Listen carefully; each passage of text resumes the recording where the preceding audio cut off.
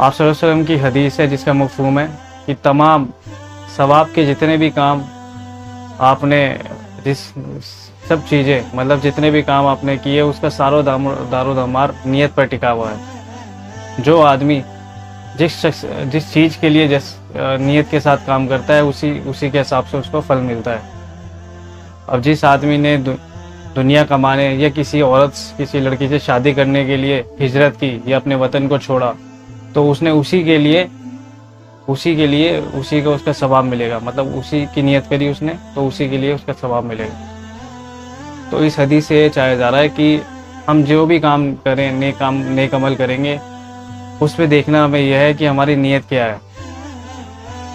3 چیزیں ہوتی ہیں کہ اگر میں کوئی عمل کر رہا ہوں تو اس میں اول دیکھوں، جب میں سٹارٹ کروں بگننگ میں تو یہ دیکھوں میں عمل کس کے لیے کر رہا ہوں،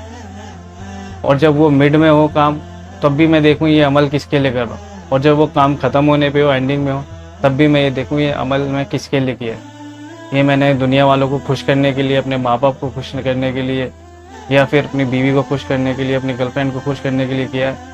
یا پھر اللہ کو خوش کرنے کے لیے کرا ہے، یا پھر اپنے رسول کو خوش کرنے کے لیے کرا ہے۔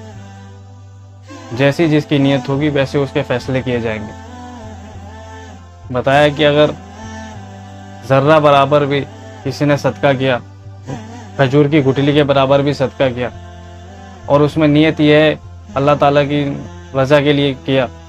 تو اس پہ بہت بڑے احد پہاڑ کے برابر بھی ثواب مل سکتا ہے انشاءاللہ۔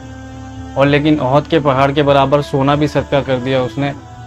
اور اللہ کے راستے میں دے دیا، لیکن نیت کیا ہے، اس نے ایک بہت بڑی مسجد بنوا دی، مدرسہ بنوا دیا، لیکن نیت کیا ہے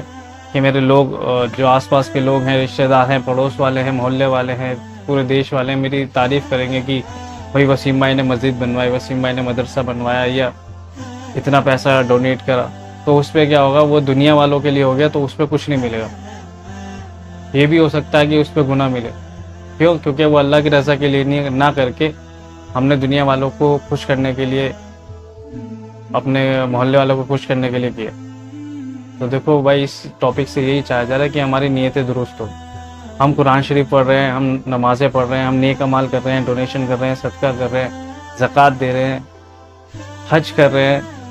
لیکن ہماری نیتیں صحیح نہیں ہیں تو اس عمل کا کوئی فائدہ نہیں۔ ہو بھی سکتا ہے کہ اس کا ثواب مل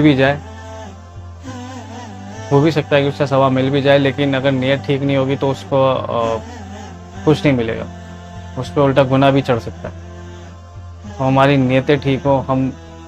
اب جیسے اس میں اللہ کے نبی نے فرمایا کہ کسی نے دنیا کمانے یا پھر عورت سے شادی کرنے کے لیے وطن کو چھوڑا، اب کوئی کسی سے محبت کرتا ہے، ٹھیک ہے، اس سے شادی کرنے کے لیے اس نے اپنے وطن تک کو چھوڑ دیا، لیکن اس کی نیت کیا تھی کہ میری وائف خوش ہو جائے، میری ہونے والی جو وائف ہے، میری جو گرل فرینڈ ہے وہ خوش ہو جائے۔ اللہ کو راضی کرنے کے لیے اس نے یہ عمل نہیں کرا اور اللہ کو راضی کرنے کے لیے اس نے اپنا وطن نہیں چھوڑا، تو کیا ہے، وہ ہجرت جو اس کا وطن چھوڑنا ہے، جو اس کی ہجرت ہے وہ اسی کے لیے ہے، وہ اللہ کے لیے نہیں ہے۔ اور پہلا پوائنٹ کیا بولا کہ دنیا کمانے، کہ پیسہ کمانے، عزت کمانے، یا پھر گاڑی لینے، گھر بنانے کے لیے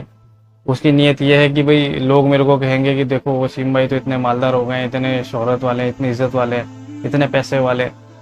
تو کیا ہے وہ دنیا کو خوش کرنے کے لیے اس نے وہ اس کی نیت تھی، میری نیت تھی، تو کیا ہوگا، وہ اللہ کے لیے نہیں ہوگا، وہ دنیا والوں کے لیے ہوگا۔ تو ہمیں تو بھئی ایسا عمل کرنا ہے کہ جس سے میرا اللہ راضی ہو جائے۔ میرا اللہ راضی ہوئے گا تو انشاءاللہ اللہ کی ذات سے امید ہے